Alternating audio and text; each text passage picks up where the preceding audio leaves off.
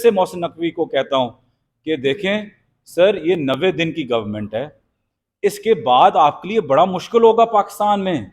आप कब तक एक जरदारी हाउस से दूसरे जरदारी हाउस तक फिरते रहेंगे? कभी ना कभी आपको पब्लिक का फैसला करना होगा, सामना करना होगा आपने। तो सोच समझ के आप अपनी हरकतें करें। ये वक्त भी गुजर जाएगा, इसमें कोई मुश्किल बात नहीं है। अगर आजम स्वाति साहब ने सह लिए, बाकियों ने सारी चीजें सह ली हैं। फवाद साहब तो पिछले 9 महीने में हमारे सबसे बड़े फ्रंट रनर हैं और वो एक सियासी शऊर रखते हैं और उनको पता है कि जमहूरियत के लिए क्या उनको मुश्किलात उठानी पड़ेंगी। तो इसमें आप कोई किसी गलत फहमी के आप ना शिकार हों कि इस चीज से कोई फर्क पड़ना है। फवाद चौधरी साहब अल्हम्दुलिल्लाह इससे और बड़े हीरो बनते जाएंगे, जितने पहले वो 9 महीनों से बने उससे भी आगे इंशाल्लाह आज सुबह से बन गए। लेकिन आपका क्या होगा? कुछ सोचें कि आपका क्या होगा, और जो पार्टीज आपको बैक कर रही है और सारी जो कुव्वतें आपको बैक कर रही है वहां क्या होगा। तो खुदारा कुछ सोचें कि पाकिस्तान को आपको किस तरफ लेके जाना है।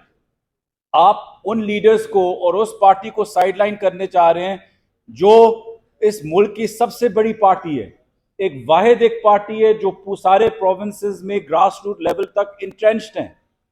और उस इंसान को आप कोशिश कर रहे हैं, जो आप कहते हैं कि रेड लाइन लगेगी, वो ऐसा हुब वतन है, वो ऐसा एक इंसान है कि अगर आप टेबल पे भी आके उनसे पूछ ले कि मुल्क नहीं टूटना चाहिए खान साहब, आप रिजाइन कर दें पॉलिटिक्स से। फर्ज करें, मेरा सवाल ये है कि खान साहब कहें कि मैं पॉलिटिक्स से पाकिस्तान की खातिर रिजाइन करता हूं, फिर आपका नेक्स्ट स्टेप क्या है? किसको आगे आप लेके आना चाहते हैं? और कौन है इस मुल्क में जो पूरे पाकिस्तान से एक्सेप्टेड है?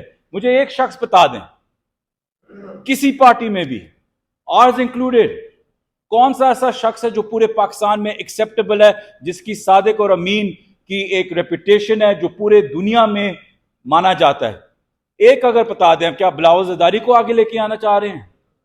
मरियम सफदर को लेके आना चाह रहे हैं? इस वक्त फजल रहमान आपका फेस बना हुआ है पाकिस्तान और पाकिस्तान की जमहूरियत का।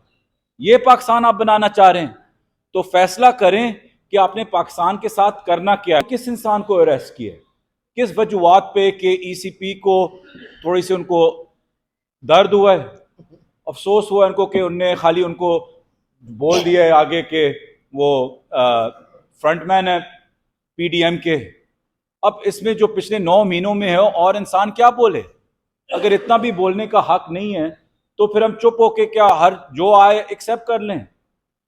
हम और आप, इसमें कोई छुपी हुई बात नहीं है कि हम सब जानते हैं कि केयर टेकर गवर्नमेंट्स कैसे सिलेक्ट पहले भी होती आई हैं और अब भी कैसे होती हैं।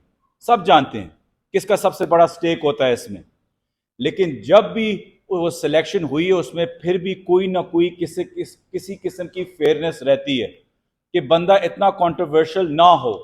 ना हम नहीं कह रहे कि हमारे साइड का कोई आप लगा देते, लेकिन पूरा एक जरदारी के एक मुंह बोले बेटे को लगाना, ये किस किस्म की डेमोक्रेसी है? आपने दुनिया को क्या दिखाया? एक चंद हफ्तों पहले जाके वो उम्रा कर रहे हैं उसी एंटोराज में, ये किस किस्म का फेयरनेस है? और ये पता होते हुए भी ईसीपी चुप है। अब मोहसिन नकवी साहब को इतनी तकलीफ हुई है कि हर बंदा उठ पड़ के बोला है कि जी ये एक बायस और जरदारी के गोद में बैठने वाला बच्चा है। तो आपने अपने कोई खून का कुछ सोचना होता, आपके अंदर तो सब्र और इंसाफ होना चाहिए। लेकिन अफसोस उसमें भी पैसे और इख्तिदार की हवस में मिलावट आ गई है।